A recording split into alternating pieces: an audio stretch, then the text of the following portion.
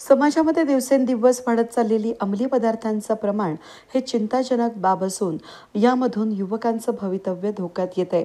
या गंभीर समस्येबाबत समाजामध्ये जनजागृती करण्यासाठी सातपूरचा राजा गणेशोत्सव समिती सातपूर यांच्या वतीनं सोमवारी सकाळी स्वराज्य आणि शिवनेरी चौक सातपूर कॉलनी या ठिकाणी अंमली पदार्थ प्रतिकात्मक होळी दहन या विशेष उपक्रमाचं आयोजन करण्यात आलं होतं। या कार्यक्रमाची सुरुवात मान्यवरांच्या हस्ते गणरायाची आरती करून करण्यात आली।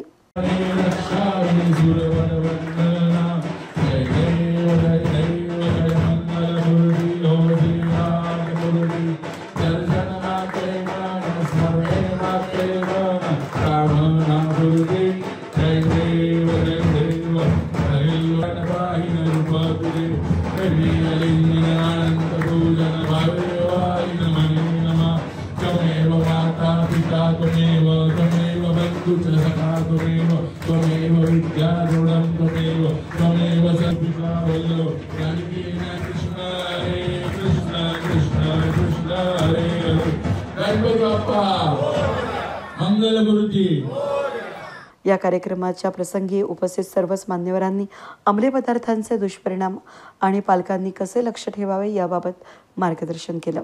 सगळी व्यसन करायची आणि मग मुलांना सांगायचं की तुम्ही करू नका, हे चुकीचं आहे। तर निश्चितपणे आपण आधी जर स्वतःमध्ये बदल केला तर आपण म्हणत नाही की या कार्यक्रमाचा खूप मोठा इम्पॅक्ट येईल साहेब। आमची एवढीच अपेक्षा आहे की आमच्या भागातले 5-6 मुलं जरी व्यसनमुक्त झाली किंवा जे विचार करतात की व्यसन करायचं ती थांबली जरी त्या विचारापासून, तर या कार्यक्रमाचं ते यश असतं। आपण जसं म्हणतो शारीरिक त्याचबरोबर सगळ्यात जास्त मानसिक आघात ह्या नार्कोटिक्स ड्रग घेतल्यामुळे होतो। की पहिला आघात तुमच्या बुद्धीवर, तुमच्या मानसिक परिस्थितीवर, तुमच्या विचारांवर, पहिला मेंदूवर परिणाम होतो। त्यानंतर शरीरामध्ये इतर जे महत्वाचे व्हायटल असे ऑर्गन्स आपले जे आहेत, लिव्हर आणि किडनी, हे डॅमेज करतात। आणि तुमचं मानसिक संतुलन बिघडल्यामुळे तुम्ही बघा बरेच वेळेला आपले हे जुने लोक आहेत, एखादा पहिला म्हणायचे की दारू पिऊन पडलाय बघा, किंवा आमच्याकडे लोक एखादे नशा करून पडलाय बघा, यासाठी की त्याच्यानंतर मानसिक संतुलन बिघडल्यामुळे समाजाला तो त्रास आहेच आहे। पहिला आई वडिलांना त्रास आहे। खूप सारे आई वडील आमच्याकडे येतात, आमच्याकडे तक्रारी येतात की आमचा मुलगा दारू पिऊन घरी येतो, घरी आम्हाला त्रास देतो, साहेब काहीतरी करा। याच्यापूर्वी मी ठाण्यामध्ये असताना नार्कोटिक्स अँटी नार्कोटिक्सला मी होतो, तेव्हा तिथे पेरेंट्स यायचे, ते सांगायचे साहेब आमचा मुलगा नशा करतो, त्याला रिहॅब स्टेशनला पाठवलं। रिहॅब सेंटर्स आहेत आपल्याकडे, त्या रिहॅब सेंटरला पाठवलं जायचं 3 महिने 4 महिने। बरेच जण त्याच ठिकाणी सगळे येणारे नशा करणारेच असायचे। पुन्हा त्यांचा गँग जमायचा, बाहेर पडल्यानंतर 4 महिने औषध राहायचं, पुन्हा तेच करायचं, पुन्हा त्याला रिहॅबला पाठवायला लागायचं। आपल्या आई वडिलांचं तेवढंच काम आहे का? आपण मुलांना म्हणून म्हटलं टीन एज पासून म्हणजे 13, 14, 15, 16, 17, 18 पुढे प्रत्येक आपल्या घरातला जो मुलगा आहे किंवा तुम्हाला जे माहिती आहे तुमच्या परिसरातले, तुमच्या गल्लीतले, तुमच्या भागातले हे जे टीनेजर्स मुलं मुली आहेत त्यांच्याकडे तुम्ही सगळ्यांनी लक्ष द्यायला पाहिजे, कारण आपली ही सगळ्यांची सार्वजनिक जबाबदारी झाली सध्या।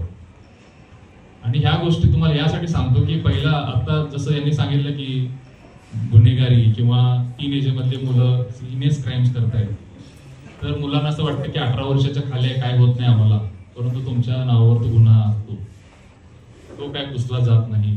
तुम्हाला प्राथमिक दृष्ट्या अटक करणे, या गोष्टी करणे, यासाठी भलेही कायदेशीर दृष्ट्या काही प्रक्रिया आहे, त्या प्रक्रियेतून तुम्हाला जावं लागतं आणि तो गुन्हा जेव्हा निष्पन्न होतो तेव्हा सजाई होते, तेव्हा जेलला जाणार आहे। त्यामुळे असं कोणी समजू नये की बाबा माझं वय 18 पेक्षा कमी आहे, शासनाकडे हे विचाराधीन आहे की आता ते 18चं वय कसं कमी करता येईल या गोष्टींसाठी। त्यामुळे तिथेही नंबर लागू शकतो जर कोणी तसं केलं प्रयत्न तर। आपल्या मुलांकडे लक्ष द्यावं, कारण की बाप दिवसभर बाहेर असतो, मुलं काय करतात त्यांना माहिती असतं। त्यांचा फक्त एवढाच उद्देश असतो की माझ्या घरी राहणारी माझी बायको, माझी मुलं व्यवस्थित पोटभर खावी, राहावी, आनंदात राहावी, त्याच्यासाठी तो दिवसभर बाहेर फिरतो। पण आपण घरात राहणाऱ्या आपल्या आईचं कर्तव्य आहे की आपला मुलगा काय करतो, आपली मुलगी काय करते। आजकाल नशा फक्त मुलंच नाही करत, मुली पण करतात। आम्ही बघतो आता जे अंमली पदार्थाचे जे व्यापार आहे किंवा जे हे आहे त्याचं पुरवठा करणं किंवा विक्री करणं, नशा करणं, अगदी 9वी 10वीच्या मुलींपासून कॉलेजच्या मुलींपर्यंत घरकाम करणाऱ्या ज्या मुली आहेत त्या पण नशा करतात। तर माझं एवढंच म्हणणं राहील की तुम्ही सर्वांनी आम्हाला जर अशी कुठे नशा चालत असेल, विक्री करत असेल तर आम्हाला तुम्ही माहिती द्या, आम्ही त्याच्यावर कारवाई करू आणि आपण सर्वच नाशिकला नशामुक्त करू, अंमली पदार्थ मुक्त करू. या मंडळाने एक चांगला उपक्रम या ठिकाणी आयोजित केला आहे. या उपक्रमाला खास करून सगळा बीजी शेड्यूलमध्ये असताना सुद्धा सगळीकडे बंदोबस्त ठेवण्यामध्ये व्यग्र असताना सुद्धा आपले वरिष्ठ पोलीस निरीक्षक नरावडे सर, सगळे त्याची team, Bhadange sir, Chaudhari sir, हे सगळे या ठिकाणी आपल्या कार्यक्रमाला येऊन आपल्याला हितगुज साधणार राहतात. खरं तर ह्या सातपुरा राजा या मंडळाने जेव्हा गणेशोत्सव सुरू केला, आपले धीरज भाऊ असतील, राजाभाऊ असेल, तर खऱ्या अर्थाने गणेशोत्सव काय असतो, पहिल्या वर्षापासून त्यांचे जे काही ध्येय धोरण आहेत ते अतिशय चांगले ध्येय धोरण आहेत. समाजाला काय लागतं हे ते देण्याचा प्रयत्न करतात. इथं महिला मंडळ आहे, सध्या अध्यात्माकडे खूप कल वाढलेला आहे. त्या उद्देशाने त्यांनी शिवपुराण या ठिकाणी ठेवलं. त्यानंतर विविध स्पर्धा, पैठणीचा खेळ, त्याचं जागरण गोंधळ, हे सगळं करत असताना त्यांना असं कुठेतरी वाटलं की नशामुक्तीसाठी सुद्धा आपण काहीतरी पाऊल उचलले पाहिजे आणि आपण सुद्धा तेवढ्या तत्परतेने त्यांना सहकार्य करून हा इथे कार्यक्रम घडवून आणला. याबद्दल मी सर्वस्वी तुमचा आभारी आहे. मला सांगायची इच्छा अशी आहे की समाजामध्ये अंमली पदार्थांचा जो विळखा वाढलाय त्याच्यामध्ये पालकांनी लक्ष देणं फार गरजेचं आहे. आपण शाळा पातळीवर सांगणं चुकीचं आहे, बट जे टीनेजर्स आहेत म्हणजे कॉलेजचे मुलं, नंतर कॉलेजच्या मुलं, नंतर 20 ते साधारण 18 ते 22-25 वर्ष वयोगटातला जो वर्ग आहे, यांना प्रबोधन होणं फार गरजेचं आहे. त्या ठिकाणी पालकांनी विशेष लक्ष द्यावं. आपण मुलांना कसं आहे त्यांच्या प्रेमापोटी किंवा त्यांना पाहिजे त्या गोष्टी आपण करू देतो. समजदार आहेत म्हणून आताची पिढी ऍडव्हान्स आहे हे मान्य आहे, परंतु त्यांच्याकडे लक्ष दिलं पाहिजे. ही खरी गरज आहे घरातल्या वयस्करांची आणि पालकांची. समजा कामानिमित्त किंवा व्यवसायानिमित्त त्यांना बघणं होत नसेल, परंतु सध्या गरज आहे.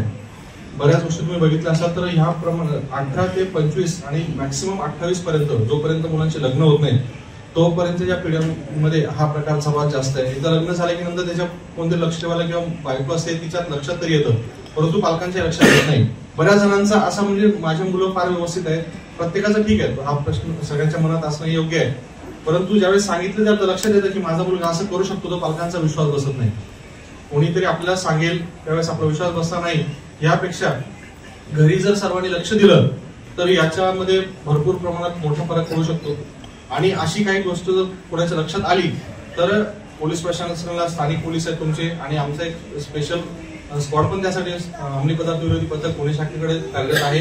तुम्ही तुमच्या पद्धतीने ज्या ठिकाणी तुम्हाला कळवता येईल त्या ठिकाणी तुम्ही कळवाल अशी अपेक्षा बाळगतो आणि थांबतो. धन्यवाद. या मंडळाने अंमली पदार्थ विरोधी जनजागृती मोहीम हा उपक्रम हाती घेतला आहे. त्यासाठी उपस्थित सर्व मान्यवर यांचे सर्वांचे आभार. अंमली पदार्थ म्हणजे काय असतात? अंमली पदार्थ हे आपल्याला जीवनामध्ये एकदम निराशेकडे घेऊन जातात. त्याच्यामुळे आपल्या शरीराचा तो ऱ्हास होतोच, त्याचबरोबर आपल्या परिवाराचाही ऱ्हास होतो आणि आपल्या सामाजिक जीवनाचा सुद्धा ऱ्हास होतो.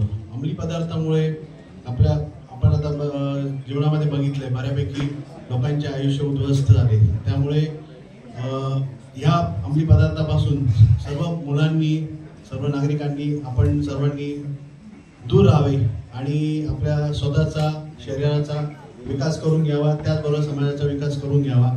आपले हे अंमली पदार्थ विरोधी पथक अतिशय कार्यतेने काम करत आहेत आणि या अंमली पदार्थाचा जेवढा लवकरात लवकर आळा घालता येईल ह्या दृष्टीने आपण नागरिक म्हणून सर्वांनी काळजी घेणं गरजेचंच आहे.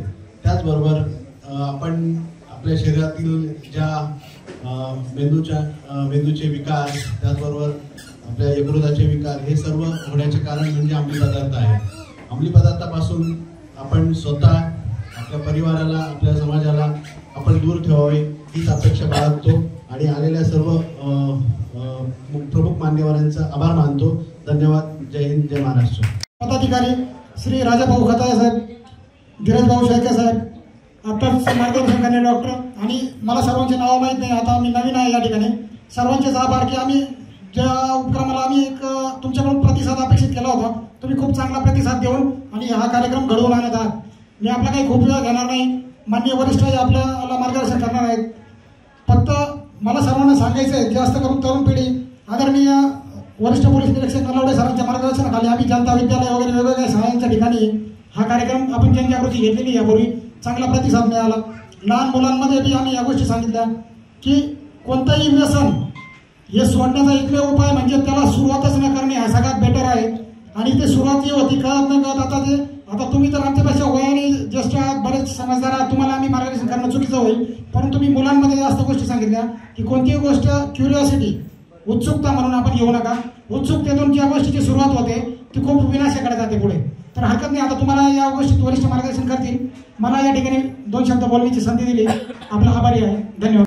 दरम्यान सातपूरचा राजा गणेशोत्सव समितीचे पदाधिकारी, त्याचबरोबर उपस्थित सर्व मान्यवरांसह नागरिक, महिला आणि कार्यकर्त्यांनी यावेळी सामूहिकरित्या मी कुठल्याही अंमली पदार्थाची नशा करणार नाही अशी शपथ यावेळेस घेण्यात आली. नेहमी कटिबद्ध राहील. भारत माता की वंदे वंदे. सातपूरचा राजा गणेशोत्सव 2025 समिती आयोजित सातपूर पोलीस ठाण्याच्या सहकार्यानं या अंमली पदार्थ विरोधी जनजागृती कार्यक्रमानिमित्त अंमली पदार्थांची प्रतिकात्मक होळी उपस्थित मान्यवरांच्या हस्ते पेटवण्यात आली. कार्यक्रमाप्रसंगी श्री सप्तशृंगी माता ज्येष्ठ नागरिक संघाचे सर्व पदाधिकारी, सातपूरचा राजा गणेशोत्सव समितीचे सर्व पदाधिकारी, कार्यकर्ते, त्याचबरोबर परिसरातील नागरिक, महिला मोठ्या संख्येनं उपस्थित होते. वेद न्यूजसाठी प्रतिनिधी कमलाकर तिवडे, सातपूर.